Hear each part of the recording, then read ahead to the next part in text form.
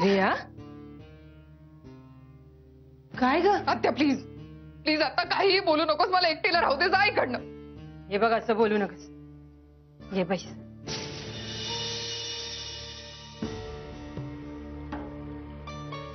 अन असं आयुष्य एकट्यानं चाललंय की?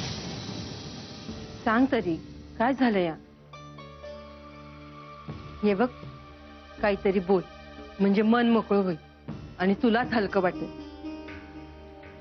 अन मला नाही सांगणार काय झालं ते? नियती नियती नेहमी माझ्या आडवी येते. खेळ करून टाकलाय का माझा? ते सुख ना असं समोर दिसत, पण ते हातातच येत नाही. आणि ते पकडायला गेलं की नियती नेहमी ते माझ्यापासून लांब घेऊन जाते. असं नाहीये ग पोरे. बरोबर आहे.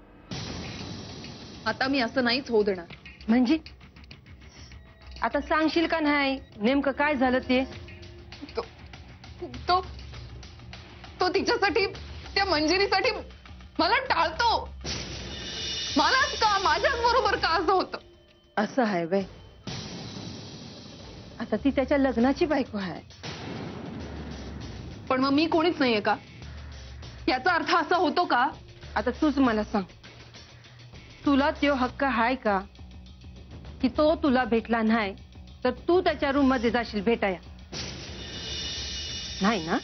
हक्क नाहीये, मला तो हक्क आहे. आणि जर मला तो हक्क मिळाला नाही ना तर तो मी हिसकावून घेईन आत्या. बोलायला हे समजा सोपं आहे. चल जाऊया झोपायला. नाही, मी हे करून दाखवेन आत्या. मी आत्ताच्या आत्ता सत्यजितच्या रूम मध्ये चालली. काय कोळ्यावणी करायलीस? मला त्याला भेटायचंय आत्ताच्या आत्ता.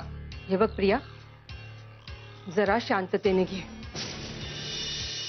आणि असं ह्या वेळेला तू त्याच्या रूम मध्ये गेलेली त्याला आवडायचं नाही. आणि हट्टानं काय बी करशील ना तर त्याचा विपरीतच परिणाम होईल. अगं तुझ्यावर तो चिडल. मला त्याची पर्वा नाहीये. मी जाते.